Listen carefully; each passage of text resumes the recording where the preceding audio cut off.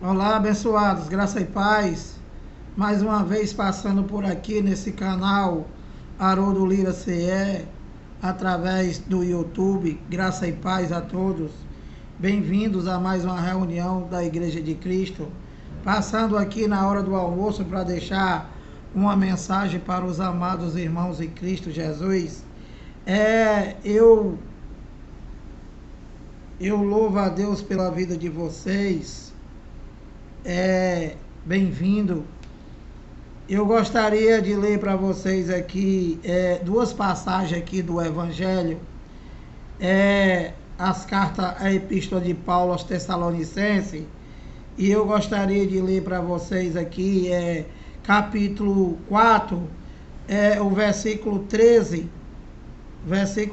até o 18, e o capítulo 5, do versículo 1 até o 11, e a mensagem aqui é a situação dos mortos em Cristo e a vinda do Senhor. E aqui no capítulo 5, a vinda do Senhor é certa e repentina. Então, olha, presta atenção. Isso daqui é a epístola de Paulo, a primeira epístola de Paulo aos Tessalonicenses. Lembrando a vocês que Paulo, quando ele estava escrevendo essa epístola ela tinha um destinatário. E nesse caso aqui é os Tessalonicenses. Então, como eu já falei várias vezes aí em minhas pregações, em meus vídeos, Paulo, ele viveu antes do ano 70. Paulo viveu antes da escatologia consumada, e que Paulo, ele recebeu a revelação do Evangelho da graça de Deus em Cristo,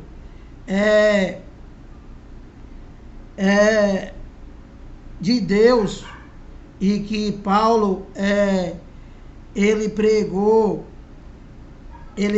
a graça, o segundo testamento, do qual te mostra a tua posição em Cristo. Ou seja, o seu pai, ele deixou um testamento para você.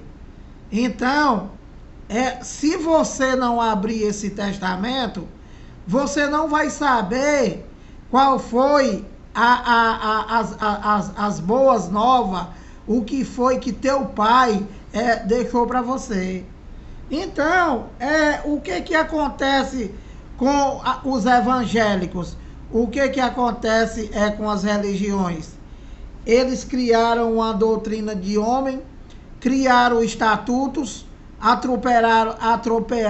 atropelaram Deus e criaram um sistema religioso do qual o pastor é o único que tem acesso a Deus, e o Deus, que é o Todo-Poderoso da Bíblia, passou a ser escravo do pastor.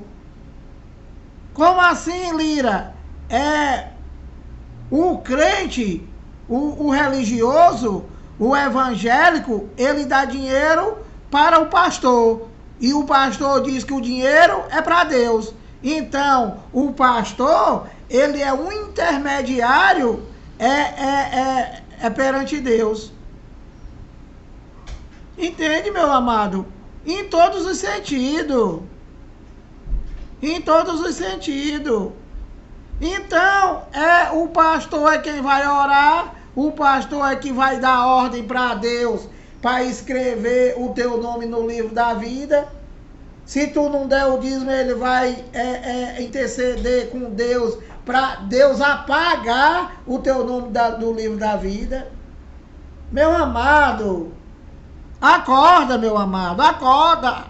Esse testamento, do qual são as 14 epístolas de Paulo, que é a nova aliança, que é o Novo Testamento, é a tua posição em Cristo, meu amado. É o reconhecimento, é o entendimento daquilo que Deus deixou para você. Entende, meu amado? Que foram os feitos da cruz. Que foi o que ele já fez. É tudo por você. Para você viver por fé somente disso. E o teu pastor não deixa tu abrir o teu testamento, meu amado. Meu amado, pelo amor de Deus, olha. A primeira aliança, o primeiro testamento, nunca foi para os brasileiros. A primeira aliança, o primeiro testamento, não é um testamento para os gentios. Não é um testamento para todo o mundo, o mundo inteiro, com relação, com exceção apenas de Israel. Por que, Lira? Porque o dono do mundo, né? Ele se manifestou somente para Israel, primeiro, como Deus de Israel. E segundo, como Jesus de Nazaré. E terceiro, ele se manifestou para todos os eleitos, para o mundo inteiro. Mas não é para a humanidade inteira, é só para os eleitos. E quem são os eleitos? O teu pastor diz que é quem vai aceitar Jesus. E o que diz o Novo Testamento? Efésios 1:4. Assim como ele, Deus, te escolheu desde antes da fundação do mundo. Por que, Lira? Porque ele não é teu pai, ele não é pai do Lira, ele escolheu os espíritos. Deus é pai dos espíritos, meu amado. Ele já disse lá para os discípulos que a carne de nada se aproveita, nem para churrasco. Então, meu amado, olha, antes de eu abrir aqui Tessalonicenses, para você melhor ter um entendimento, eu vou ler para você aqui Mateus 24, 24:1, e eu vou ler também o 3, para tentar levar o teu entendimento, o que Paulo está falando. Olha, Jesus de Nazaré, também conhecido como Filho do Homem, ele veio para o cumprimento da lei dos profetas, e que não é o segundo Deus, é um Deus somente. Quando ele era pai, ele não era filho. Quando ele era filho, ele não era o ressuscitado. Entendeu, meu amado? E nem era quando ele era o ressuscitado, ele não é mais o Deus de Israel e não é mais o Jesus de Nazaré, meu amado. É o Cristo ressuscitado. É o Deus do universo inteiro habitando nos eleitos. Entende, meu amado? Então, olha, Mateus 24:1. Tendo Jesus saído do templo, ia se retirando, quando aproximaram dele os seus discípulos, para lhe mostrar as construções do templo. Então, aqui explicando bem rápido, Jesus, ele ia saindo do templo, aí os discípulos dele chegaram, olha aqui, olha a construção do templo, foi mostrar para ele. Aí ele respondeu isso aqui, olha, 24:2. Ele, porém, lhe disse, ele aqui é Jesus de Nazaré. Ele, porém, lhes disse, viu, doutor? Disse a eles, aos 12, aos discípulos. Ele, porém, lhes disse, 2 pontos. Não vedes tudo isto? Perguntando para ele, para os discípulos. Isto o quê? A construção do templo. Em verdade vos digo que não ficará aqui pedra sobre pedra, que não seja derribada. Então, Jesus de Nazaré, quando ainda estavam construindo o templo, ele já disse que aquilo ali ia ser derrubado. Quando, Lira? No ano 70. No ano 70. Para quê? Porque ele ia voltar no ano 70, ia entregar o reino a Deus, ele ia entregar o reino a Deus, que é um só. Então, passaria a ser Deus único em todos. Em todos quem, Lira? Em todos os eleitos. Para isso é que o templo foi derrubado. Para quê, Lira? Porque ele ia passar a ser o que sempre foi espírito, e a casa de Deus seria nós. A casa de Deus somos nós, meu amado. O templo não é mais aquele templo de parede, que esse teu cão, esse teu ladrão chamado pastor, ele diz assim, acabamos de chegar na casa de Deus. Não é casa de Deus não, seu mentiroso. Isso daí é a tua empresa. Isso daí é a tua empresa com CNPJ em tudo. Essa que é a verdade. Isso daí é uma empresa do qual vocês criaram com o intuito somente de enganar, manter os filhos de Deus escravo, cativo, e somente com o intuito de roubar. E vocês se tornaram poderosos. E vocês ultrapassaram os malignos. Essa é a verdade que vocês têm que ouvir. E os eleitos de Deus têm que fazer um esforçozinho, meu amado. Porque ninguém poderá dizer Jesus é o Senhor se não tiver o Espírito Santo. Vai se esforçando aí, meu amado. Vai se esforçando. Então aqui no 3 ele diz, olha, mais uma pergunta dos discípulos. No Monte das Oliveiras, achava-se Jesus assentado quando se aproximaram deles os discípulos. De novo, em particular, e lhe pediram a mesma coisa de perguntaram. E lhe pediram, dize-nos, quando sucederão estas coisas? Que coisa? Qual é o assunto aqui, inteligente? A destruição do templo. Esse é o assunto. E se você ler do Mateus 1 até o 34, você vai ver que está relacionado aqui com a queda do templo e com a volta dele, do Filho do Homem, também conhecido como Jesus de Nazaré. Para que, Lira?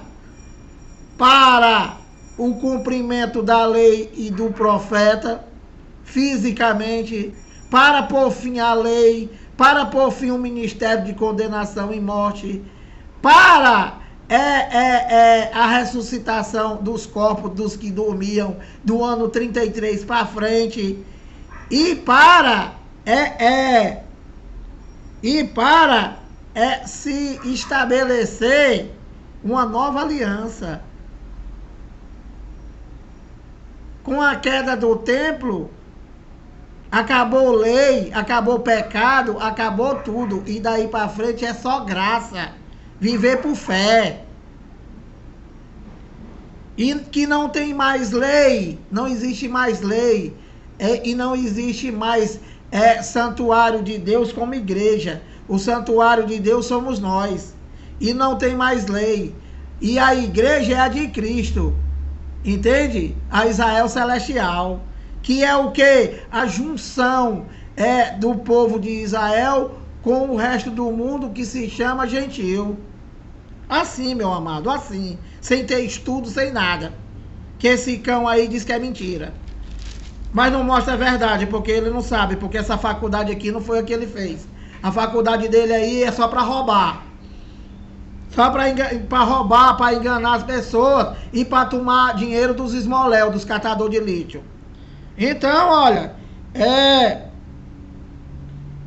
em particular, lhe pediram, diz-nos quando sucederão estas coisas, e que sinal haverá, olha, da tua vinda e da consumação do século.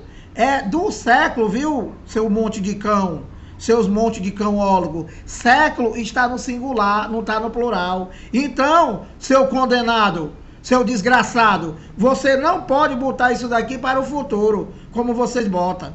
Esse século aqui no singular, infeliz, significa o século que ele estava vivendo. O século de Jesus de Nazaré. O século dos judeus daquela geração. Que se findaria no ano 70 com a volta dele. E com a escatologia consumada. Entendeu, cãólogo? Então, meu amado, você está vendo aqui que isso daqui, Mateus 24, de 1 a 3, está se referindo à queda do templo, a derrubada do templo, e está se referindo à consumação daquele século, que ele diz aqui, ó, e quando sucederão estas coisas, e que sinal haverá da tua vinda, que vocês estão esperando, e da consumação do século. A consumação do século é no singular. Foi aquele século. A primeira era a primeira século da era cristã. O primeiro. Que hoje nós já estamos no século 21, ô infeliz. Então, olha, então ele respondeu, vede que ninguém vos engane. Então, aqui, né, aqui do 3 até o 34, continua ele dizendo o que ia acontecer naquele século, naquela geração, naquele mundo. Não é um mundo cósmico, doutor. Aqui se refere ao período de tempo do mundo Aion, o período de tempo da lei, o período de tempo da primeira aliança, o período de tempo daquela geração, cãozinho. Então, ele continua aqui explicando o que falando com os discípulos, tá? Não é contigo. Ele continua aqui explicando para ele o que iria acontecer para a vinda dele. E que no 34, ele diz isso aqui, olha. Em verdade, não é em mentira, é em verdade. Em verdade digo a quem? Disse a mim? Disse a tu? Não. Ele está falando com o discípulo, vos. Quando você fala vos, quando diz nós, quando diz eles, isso daqui tem um destinatário, o teólogo. Então, quando ele diz, em verdade vos quem? Os 12 que estavam falando com ele. Que eram que iam saber e que iam pregar aquele evangelho que não é o de Paulo. Paulo aqui não tinha sido... Paulo aqui não tinha revelação de nada. Paulo era perseguidor da igreja. Paulo era hebreu dos hebreus. Então, ele está revelando aqui aos 12 discípulos, dizendo que tudo não passaria daquela geração. Que geração? Qual é a geração? Daquele século, no singular. Não tem jeito para vocês botar para o futuro. É porque vocês são cara de pau e, infelizmente, esse povo que se encontra nessas religiões estão dormindo demais. Porque quando eu ouvi a primeira vez esse evangelho, eu já tinha um monte de pulga atrás da minha orelha. Que eu tinha uma coisa todo o tempo me dizendo que não estava certo. Dá dinheiro para Deus. Se a palavra diz que eu sou propriedade exclusiva dele, fazer campanha, só o pastor que fala com ele, só o pastor que é homem de Deus, só o pastor. Meu amado,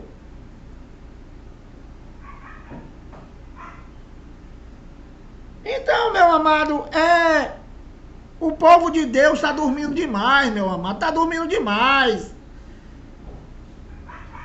Vocês precisam dar mais ouvido ao evangelho, meu amado, com entendimento. Você se preocupa somente em dar dinheiro para esse teu ladrão, achando que vai dar para Deus, aí pronto, não precisa fazer nada. Meu amado, Deus é pai dos espíritos, e no espírito ele já fez tudo. Tu tá dando uma de babaca, tu tá dando uma de palhaço. Os filhos de Deus já estão perfeitos, meu amado. É o Espírito. É o Espírito. Já está salvo. Já está abençoado, santificado, purificado. Uma nova criatura.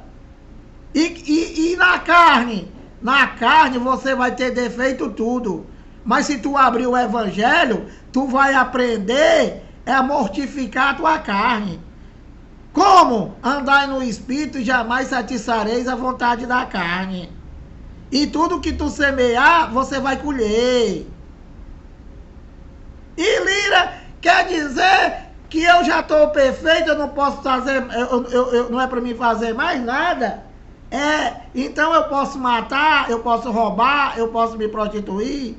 Meu amado, isso é mente de um filho de Deus. Mas eu vou te responder, meu amado. Você pode. Se tu matar, tu vai preso. 30 anos de cadeia. Entendeu, meu amado? Então, olha. Ele está dizendo aqui para o discípulo dele que tudo não passaria daquela geração. Que tudo não passaria daquele século. E ele diz aqui em Mateus 24, 34... Em verdade vos digo que não passará esta geração sem que tudo isto aconteça.